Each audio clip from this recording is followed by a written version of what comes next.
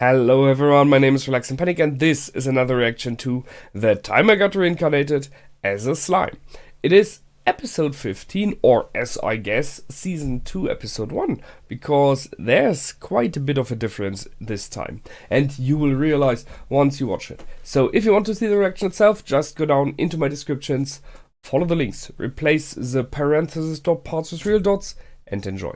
Once you've done, feel free to come back here and hear my thoughts about this episode. So, see you soon. For those that came back, welcome back to the Alliance. Now, that was a very, very cool episode. I like that a lot. The vibes, the direction all of this is heading to. We clearly had a step up in, like everything. I mean, power level wise for the kingdom that Rimuru was building, there was a major one. Power-wise for the power of Rimuru and everyone, not so much, but why should it?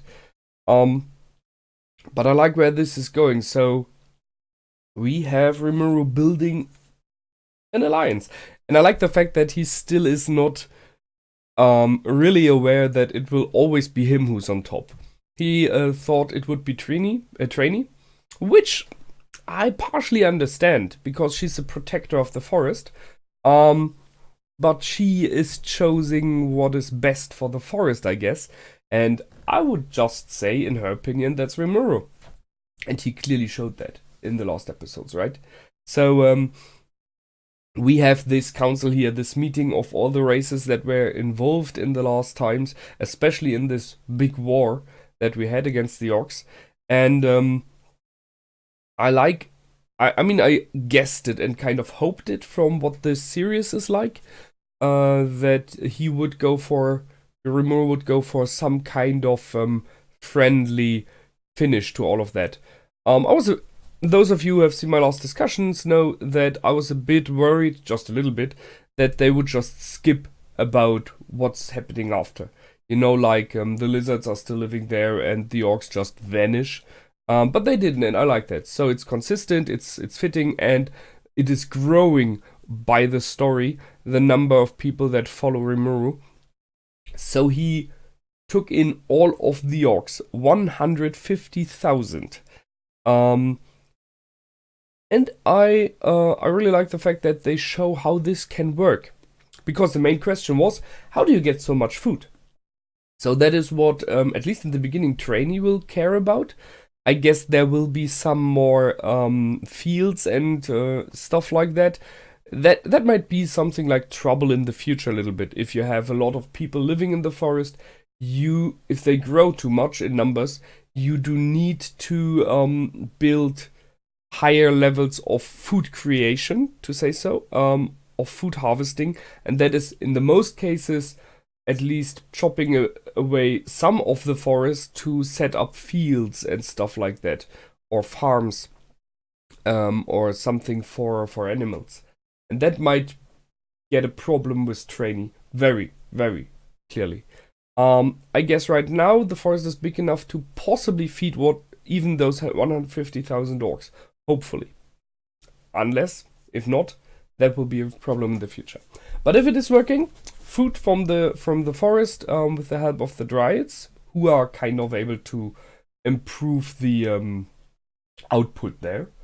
Clear water from the lizards out of the swamp. Sure, there's more than enough, I guess. You have to distribute that, so that is a bit of work. But for work, you have the orcs now, so that's a good one. They are very sturdy, they are big, they are strong, so they are quite capable workers. And from what I've seen, they got shown some basic craftsman skills from the dwarves that we have. Although you could question how one dwarf, or even four, are training 150,000 orcs. But I guess they just do it with supervisors and stuff like that. They are not clunky in their work. They have some abilities as well. And the city of Rimuru, as we know now, is the one that will bring in processed goods. So there we have like craftsmanship, maybe some kind of factories, although I guess I will not go for that too much. So clothing and if needed armors, weapons, stuff like that. It makes sense. It is a good setup. I like it. That's the one thing. They named him Chancellor of the Jura Forest Alliance, fittingly. And we had this short moment with Benimaru, which I really, really liked, where you could see that what Rimuru does, that he is generous and friendly, and even to his enemies tries to give them like a good ending and some hope in the end. This has kind of painted over to Benimaru as well. He adapted that. I don't know, maybe he had it already. That's why they work along so well. Possible. But Rimuru then later on saying, oh man, that's something I can learn from him. No man, you already have that. And I really have to question who learned it from whom, or if they're just the same type of guy when it comes to that. And that's why they work together. I guess Benimaru learned it from him a bit. Because he was out for vengeance in the beginning, which I can completely understand, having lost his entire village. It speaks for Geld, the new Geld, the son of the old orc that was defeated last time. It speaks for him that he offered his own life to kind of save his people. So he is a good leader. He's willing to take the shot for his people. A lot of good things in there. A lot of characters showing a bit of how they are. And they are all... yeah, well, they're all very nice people. You just have to say it. Now, the intro. So, we have a new intro and a new outro. So, I guess it is season 2. And the intro... it's always a problem with intros that they kind of spoil stuff for the future. But I guess it is not so much. And thus, they show it to us in the beginning of episode 1. They are possibly like, yeah, you're allowed to see it. So, we have seen some people we knew from the past. We have seen the adventurers, so I'm really waiting for them to appear again. Although it did look as though they don't have the equipment anymore. At least not all of it. We have seen... what was the demon lord's name? Clayman? I think it was Clayman. Who was talking to one of his subordinates there. I think he's underestimating Rimuru, which is possibly good. Although that's a strange thing. I mean, he has seen what happened, so he should be able to estimate the powers. I'm not sure how powerful he himself is, but Rimuru in the past always showed very clearly who's the bigger one, right? So we will see more of him. He's aware of that. In the intro, we have seen the king, who's already there. We have seen some swordsmen and people with wings, where I'm not sure who they are. The young girl who's very skinny, I don't know if she's an elf, who had this strange grin in the season 1 intro. I really look forward to her. But she stood next to the demon lord, so I don't know. I guess she's not working for him. I guess more like that he kind of uses her, or maybe may have given her wrong information. Just guessing. And that's why she's going after Rimuru. Because I think that she's kind of the option for a future ally as well. We will see. And we have seen capital city Rimuru in all its glory already, or at least in the glory of season 2. So this will grow into a town, and the foundation for that was set here. Really good. I look forward to that. Now, so much for the intro.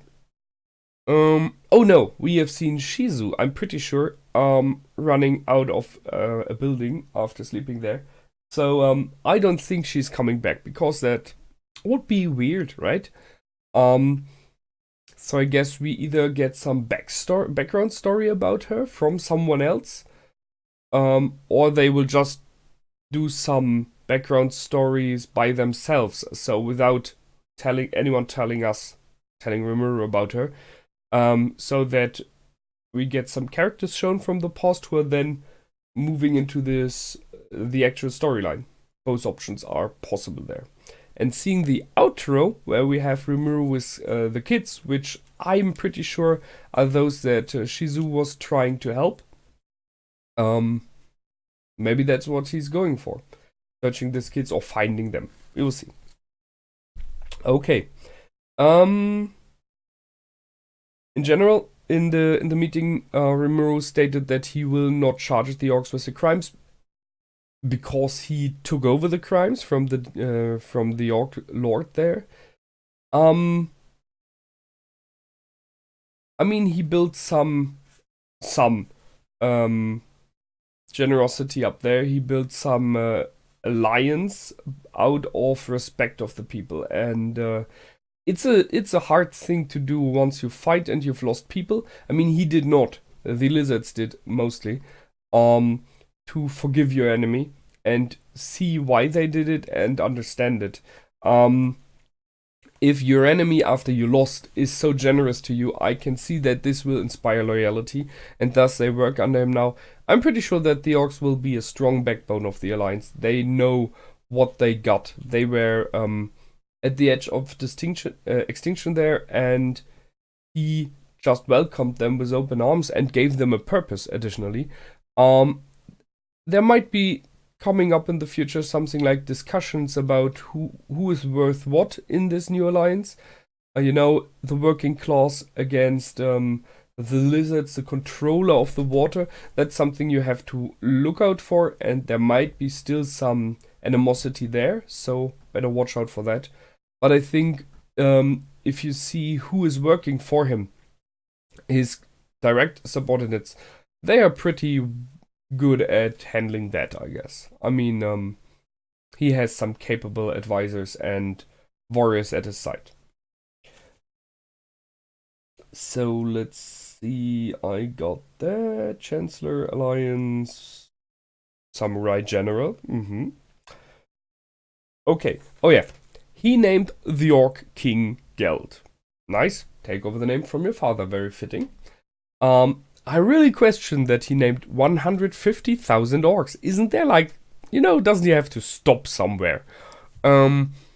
They didn't mention it about the lizards, so I ask myself if not he named the lizards as well.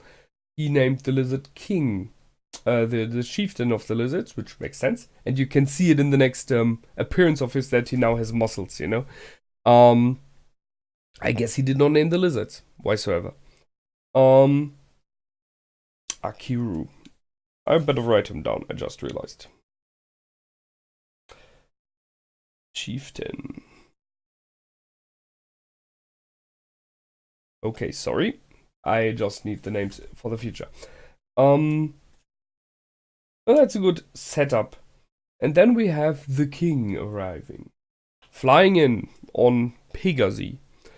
So Gazel Dwargo. I always want to say Gazel Stronov. I'm so sorry. Gazel Dwargo. So he's not only a king, he is a sword master.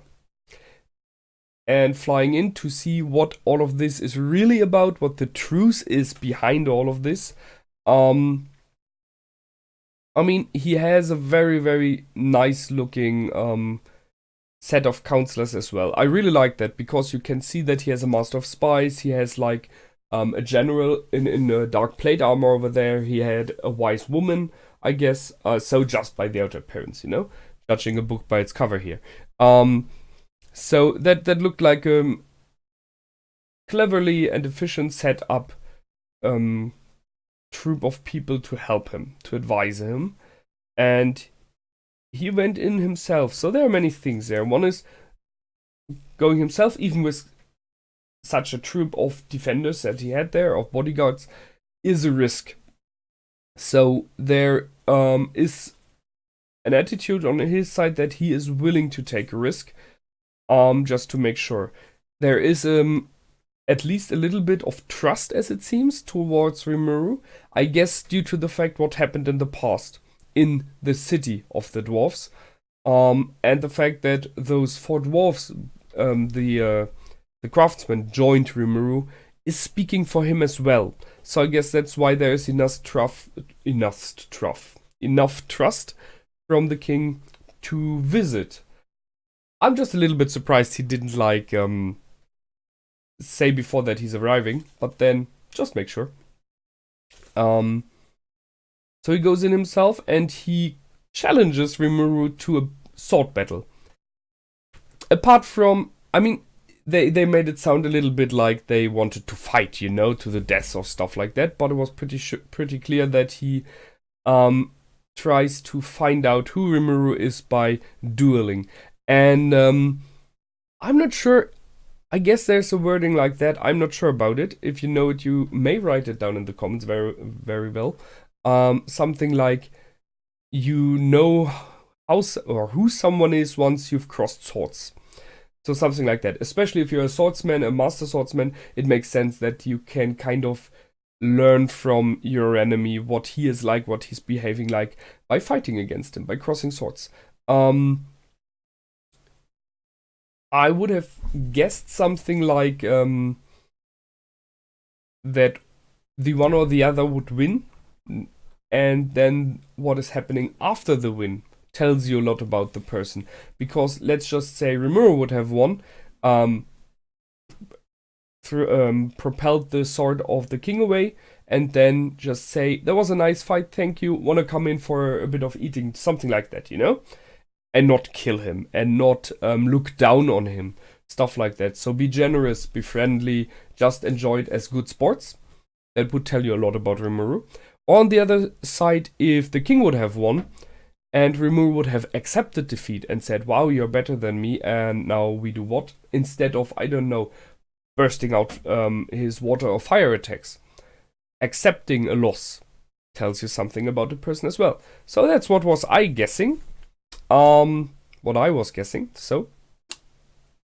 But they didn't go for that. It was just his one attack that he stopped, and that was already enough. The fact that Trainee, before all of that started, appeared to be kind of the judge of the battle, I think already made a lot of points in the head of the king clear. A lot of questions. So the fact that a Dryad, who, as it seems, by him is, and by like everyone, is seen as a positive creature of the forest and nature, a creature or person that is positive in attitude and only would support someone who is the same way, gave a lot of proof to that Rimuru is a good leader, is a person worthy of following and worthy of being a partner, or in this case, maybe even an ally in the future. So that was very well done, and I liked that you could see it. He pointed that out. So we had that, and he apologized directly after Trainee appeared for misjudging him. Hakuron is the 7th, so he's the one that taught the king in the beginning how to fight with a sword, so we have a connection there as well. I like that. We have we have multiple connections to the king now. We have the 7th, the one that trained him. We have the dwarves that are working for Rimuru in the capital, but are very, very close to the king still, as you could see. So there's a lot of very nice things. I asked myself if the advisor that was thrown out by the king and banished, I mean, he's not dead. He's banished from the Dwarven kingdoms. Could he just possibly work in the Forest of Yura now? I mean, the question is if that would go well, but just by theory, he would be allowed to, I guess. And now we have a treaty, and that was cool. So we did create an alliance. Next step, we create a nation. We make a nation out of the alliance. We name our major capital. And as a nation, we get accepted by the Dwarven Kingdom. So that is a major step, because everyone that acknowledges the Dwarven Kingdom as a nation, and I guess there are many, will at least consider seeing you as a nation now. Because if they do, possibly you have to do as well. And we're talking about a nation of, beasts and of beings that are not considered worthy of being a nation before. And it's not a small one. I mean, that's a huge one. And the king said it himself. This nation, the Jura Tempest Federation, what a name, is very capable of getting more powerful and wealthy than the Dwarven Kingdom is at the moment. Right now, it's possibly the other way around. The Dwarven Kingdom may be still on top. But if this nation that has formed now is working on and on, it will grow just by the numbers of people, by the area that they possess, by the resources they have and the knowledge. They will grow to be quite a major player, I guess. And that will call in other nations as well. So we will possibly learn more about what is going around the forest map-wise in the future. Really good episode, I like it. Because it sets the tone that we go from the foundations that were set in season 1 and some minor struggles to now a play on the bigger scale. Nations with each other, some diplomacy, and we have seen that the one Demon Lord is still looking at Rimuru, so he will interfere once or twice, I guess. It will be an interesting journey. So, here we go for the next episode. That's it from me this time. I hope you liked. I did for sure. So, until the next time, feel free to comment, like, and subscribe. My name is Relax and Panic. Goodbye and out.